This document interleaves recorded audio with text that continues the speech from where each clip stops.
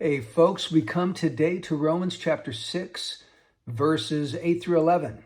Last time we covered verses 1 to 7 and talked about our union with Christ. And today we continue that very theme. We just go further. So here's verses 8 through 11. Now, if we have died with Christ, we believe that we shall also live with him, knowing that Christ, having been raised from the dead, is never to die again. Death no longer is master over him.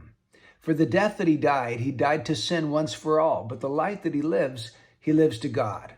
Even so, consider yourselves to be dead to sin, but alive to God in Christ Jesus. So Paul makes the point here in verse 10 that Christ has died to sin once for all, but now he lives to God. See, when Jesus died, he died to the realm in which sin exercises power and dominion over people. He entered into that realm for the 33 years of his earthly life, but then he exited that realm having never sinned himself. So Paul's point here is that through our union to Christ, what is true about Jesus is also true about us. So did Christ die to sin? Of course. So the Christian has also died to sin in Christ. Does Christ live to God? Yes, he does. Well, then the Christian lives to God in Christ Jesus. You see, our union to Christ, through that union, we share in the history of Christ. Let me see if I can illustrate this. Let's say that you're a branch on an apple tree, and one day the gardener comes by, takes his knife, cuts you off of that tree, and then carries you over to a cherry tree and splices you in, grafts you into that cherry tree.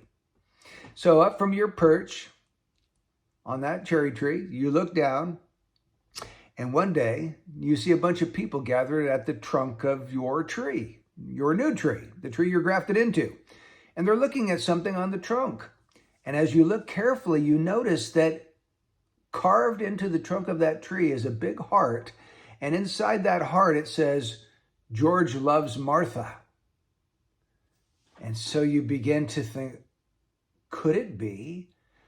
Could it be that this is the very tree that George Washington carved his love for Martha into the trunk?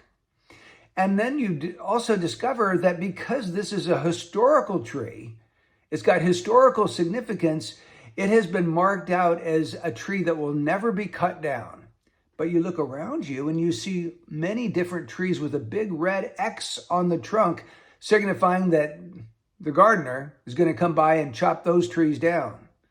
Do you see that because you were grafted into this tree, you share in the history of that tree? Its history affects you. And it's the same way in the Christian life. We share in Christ's history. What happened to him affects you. Okay, so let's see if we can make some observations. Here we're told in the earlier part of Romans chapter 6 that Christ died to sin. So did we. We find out that Christ was buried. Well, we were buried with him. We find out that Christ was raised. Well, it's also true that we walk in newness of life. We read that he ascended to the right hand of God. And in Ephesians chapter 2, we are told that we are seated with him in the heavenly places in Christ. So everything that happened to Christ has happened to you because you are in Christ. You were grafted into him so that now you share his spiritual history. So our union to Christ affects everything in the Christian life. That's how important this truth of your union to Jesus actually is. But what does it actually mean for a person to be dead to sin? I believe it's got to mean that sin no longer reigns in that person like it did when he was in Adam. Instead of sin reigning in that person's life, now grace reigns. Okay, so let's say a person's in the army, and every time he approaches his commanding officer, he must salute him. That's just part of the protocol. He's got to do it. But one day, when his time in the army has come up, he's discharged, he's now a civilian, he's walking along the city streets, and he sees that commanding officer. Does he have to go up and salute that army officer at this time? Well, no. Why? Because he's not under his jurisdiction any longer. He has exited the realm in which his commanding officer ruled him and had dominion over him. And it's the same in the Christian life.